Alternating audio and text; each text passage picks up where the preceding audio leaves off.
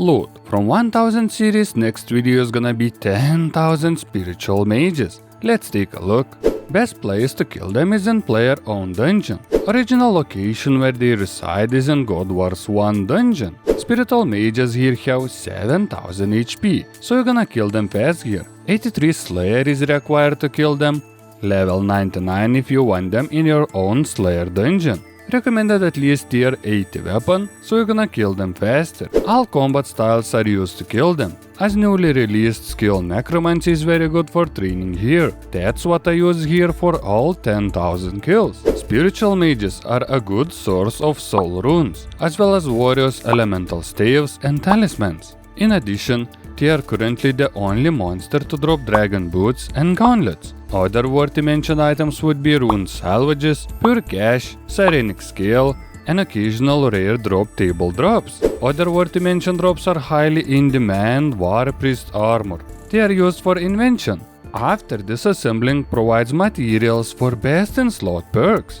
The most expensive one is Armadillo component. Usually people do 3 Armadillo, 1 Saradomin and 1 Zamorak spiritual mage. For best profit, I choose to do all 4 including Bandos, so I did 2 Armadillo and 1 of each Bandos, Zamorak and Saradomin. That way trying to get all 4 material types. So the process is very simple. Grab your preferred combat gear and start killing spiritual mages. They have fast respawn time. There is a lot of spots in God Wars 1 dungeon, but for higher level and better AFK method, we're gonna use player-owned Slayer dungeon. For 5 spawns and easy AFK time with less supplies used for it. Spiritual mages are aggressive on you for the first 10 minutes if you're not wearing their representative armor piece. After 10-minute timer, they will stop attacking you, so you can simply leave the dungeon and come back, or just use aggression potions instead for easier AFK time. For combat gear,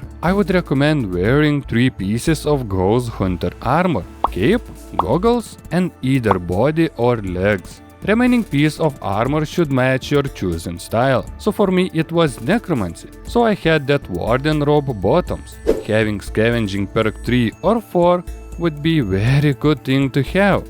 As you kill them very fast, it would provide you nice amount of uncommon and rare materials. As for the ability bar, I just use this one. As they are separate from each other, single target abilities are the best. Only exception being Dead Skulls, as those can bounce freely around. I think I covered combat gear and basic ability bar. It's time to check what items we're gonna need for them. Must have items are Vampirism Aura and Excalibur for lower levels, Attuned Ectoplasmator, Demon Horn Necklace, Potion Reservoir combined with Agrova Loads, and High Alchemy Runes with Spring Cleaner. Having all mentioned items would make your time killing them easy and AFK. For HP, Vampirism Aura is more than enough to sustain it. You don't even need it if you are using Necromancy, as Vengeful Ghost is more than enough to sustain it. For prayer, having Ectoplasmator combined with Demon Horn Necklace will provide prayer points after killing a ghost type of creature. Potion Reservoir filled with Agrova Loads for them being aggressive on you for maximum of 36 minutes. And for rune salvages and battle staff drops, Halch runes combined with Spring Cleaner for turning those precious things into pure cash. So grab your combat gear, fill your inventory with mentioned items and start killing spiritual mages. And see how good it is. I should do the same. And just like that, only a couple kills left to do, and I'm gonna be done with 10,000 spiritual mages kills. And we can finally see what loot I got in total. I wonder how much money I'm gonna make from these monsters. It took me a little bit more than 30 hours to do, so it's gonna be easy to calculate profits after selling everything. So the real question in here is how much money did I make while I was killing them? It's time to go to the bank and check it out. So in total I got a lot of random loot, soul runes, pure cash, salvages and other loot.